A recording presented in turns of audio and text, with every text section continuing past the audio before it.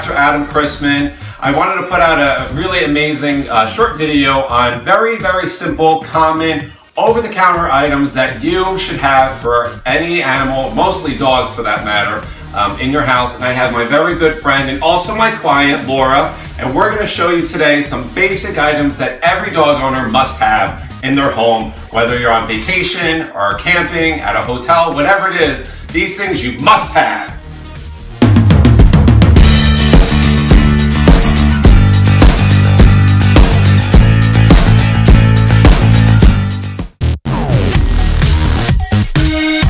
Number one, that's most important, I think, is Benadryl. Did you know that? I didn't know that. I have allergies. I occasionally take it, but I didn't realize you could also give it to your dog. Yeah. So this is Laura, and this is also Kira, and she's a great, great Shih Tzu, and we love her very, very much. Yes, we do.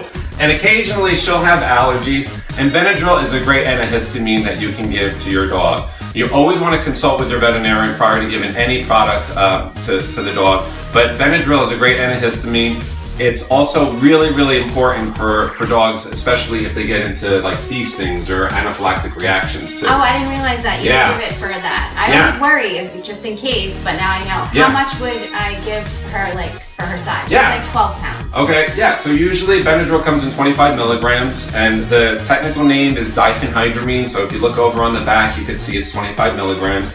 And it's usually a milligram per pound. So Kira weighs about how much? About 12 pounds. So easily you can give her about a half a tablet by mouth, probably every 2 to 3 times a day. And that's used for allergies, but if there's immediate reactions in terms of an anaphylactic reaction, you would notice facial swelling, or sometimes they would have a hard time swallowing actually, because it can be an emergency where you need to bring them to the vet. So if in doubt, when it's an emergency, the best thing to do is call your veterinarian. My dog's face is swollen, they probably will tell you on the over the phone, you got to give them a little bit of Benadryl, and this is what you would give. So it's also used for itchies and allergies too, but sometimes you might need something stronger. But Benadryl is one of those things you must have. The other day, I didn't tell you this, but Kira, she was playing outside when she came in. I noticed that her nail got stuck on the deck and it was bleeding profusely, and I didn't know what to do. I was panicking. Yes, yes. Well, that just happens to bring me to number 2. Baking soda, flour, or cornstarch. So everybody asks me, I get phone calls all the time, oh my God, my dog's nail is bleeding, it's coming off, it's crazy, what do I do? How do I stop the bleeding? Well, temporarily, even if you happen to trim your own dog's nails at home, or it looks like with Kira's that accident, you can actually dip the nail in a little bit of baking soda, you can apply a bar of soap, some styptic pencils for us for shaving too, flour or cornstarch. You can just apply a good amount of pressure and then put a little wrap around it, and if you're in doubt, bring her over to the veterinarian for us to evaluate it. So definitely baking soda is a great product, or flour or cornstarch. One of those is a number 2 product that you must have in case your dog's nails gets stuck and there's bleeding going everywhere. And a little massacre. Like last week. Yeah, it's okay. We're good. Anything, but one of the more common things that you could use is something called Pepsid AC, also known as famotidine.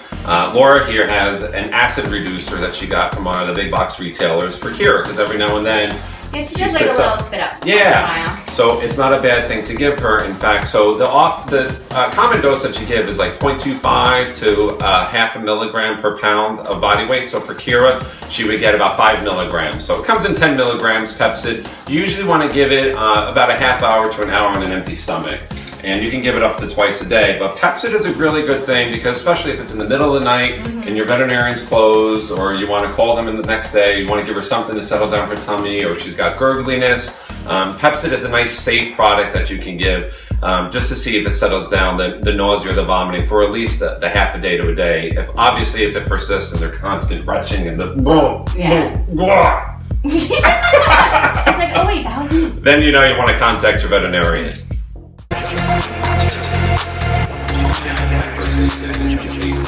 So one of the most important things are have all the phone numbers available, right? So you want to make sure you have contact to me, the veterinarian. Yes. Thank you. You're on speed dial. Thank you. Thank you. Emergency veterinary hospital, just in case too.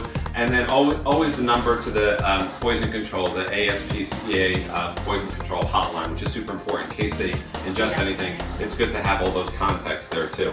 And also make sure you have all updated microchip information for Kira too. Because God forbid she gets lost, you have all of that together. And I always tell owners to make sure you even keep that in a Ziploc package, because if there's flooding or whatnot, it doesn't get wet from anything if you have it in a first aid kit with their current vaccine records attached to it. Rabies tag, all of that stuff. The other thing that I like to have in there is some bandaging material. And if you're good friends with your veterinarian, thank you, you'll be you can ask him or her maybe to get some bandaging material for your dog just in case. Or you can get them at any of your supermarkets too. They have them all over on the shelves for you too. But it's good to have a couple of non-adherent dressing materials too, in case there's a cut and you have to bring your dog over. You don't want it to go all over in the car. On your way to the vet, you're giving us a call. Something's bleeding. God forbid they got into a dog fight. You want to wrap something, a foot. You put a dressing on, some cling or elastic on. Band-aids are good too.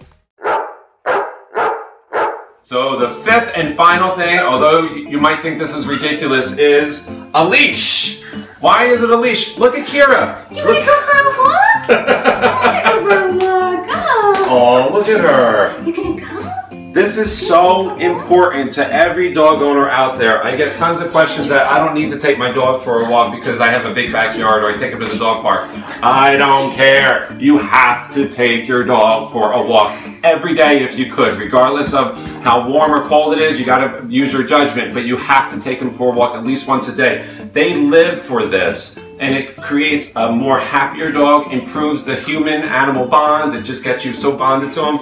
And more importantly, it's exercise for them too. And I see so many dogs that are, you know, locked up for 8, 12 hours at a time, and they have anxiety problems or separation, and they get into things and mischief. So if you have a dog that's a working dog too, working breed, they need to function and have a purpose, right? And Kira is nice and lean because she goes for her daily exercises, and I know with what you do, right? I'm a personal trainer, and you know, I think that exercise is good, even for little doggies, every single day. Yeah. She comes in from her walk and she just like splats out, you know, so she just gets very nice and tired from it, and it keeps her lean, like you said, and you know, obesity is even a problem in animals as well as humans. Absolutely. Believe it or not, more than half of the dogs in this country are overweight or obese. And this is one simple way that you can actually help minimize that. Obesity is absolutely treatable and reversible. So thank you for watching our quick video. I hope you learned a lot. Thank you to Kira and to Laura. I love her so much. I'll be posting some more videos out there as well, so be sure to subscribe to my YouTube channel. Share this important information to everyone else on social media. I think the more information we get about our pets, the more healthier and happier they'll be. And we will talk to you soon. Remember, a healthy pet is a happy pet. Thank you.